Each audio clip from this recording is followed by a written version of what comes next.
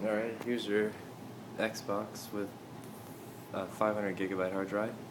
It's on right now, and I'm going to show you how to switch in between widescreen and default size screen.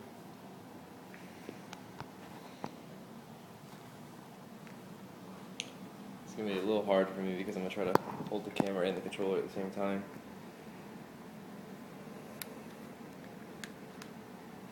This is the default menu it starts up to, all your emulators. And the majority of them will all work the same way with regards to widescreen settings. So I'll just use the NES first.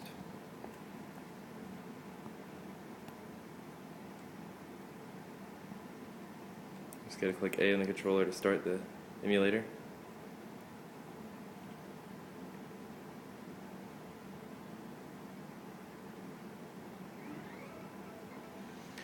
And you can hit B to skip this, and it's going to load all the games up, but they're all currently going to run full screen 720p.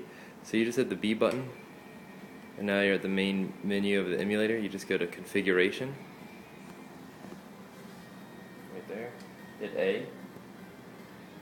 All this stuff will pop up. You're going to go down to video configuration, then you're going to go down to game and text screen size position, hit A, and you're going to go all the way down to the second to the last option, which is force game screen size position. You see right now it's on no and 0. You'll click A once, then you'll click A again, and that is position 2. And over the top of the screen I have set positions 1 and 2. I had to go set them individually for each emulator. So when you set positions, force position 2 down here, that's telling it to all run in the factory set ratio for the console. So after you've hit A and selected force game screen size to 2, yes, then you just keep hitting B to back up. So hit B, B, B. Now you're at the main menu. Just go up to select game. And now while you're playing the emulator, this time everything will be in the 4:3 and 720p. So I'll just pick a game.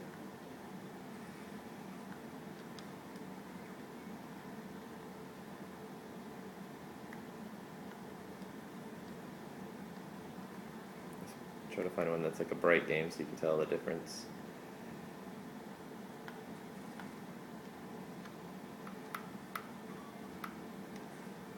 Sure, why not? So hit A.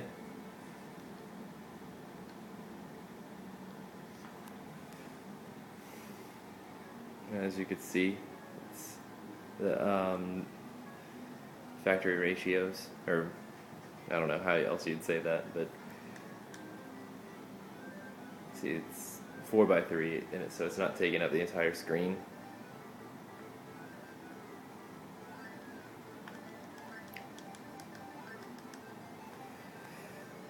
Let's see if I can put some more light on in here to make things easier to see.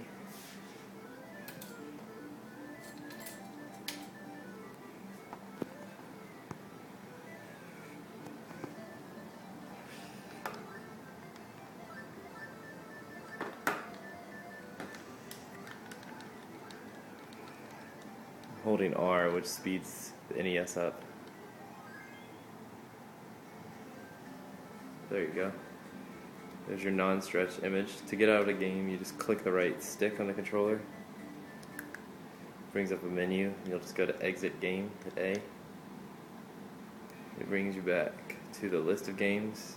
I'll select another one just to show you. The 4:3.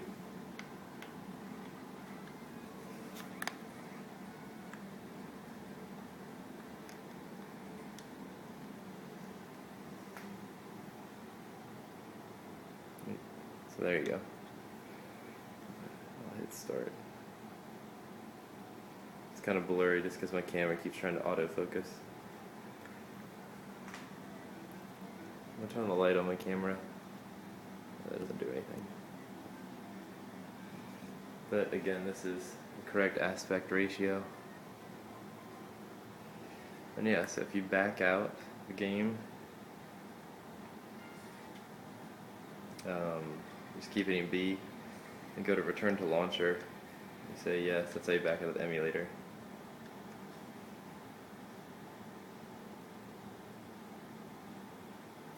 Now if you go back to the same emulator, hit A,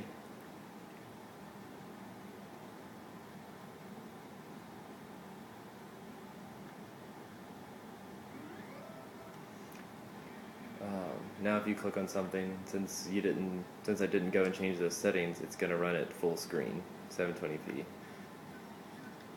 Start the game. There you go, there's full screen. So again, you just have to change that setting at the very beginning. The majority of the emulators are like that. The arcade one will adjust to each game accordingly, and everything else I could set up is 4x3 I did. And there you go. And here I guess I'll show you. Hit B to back out. A, B.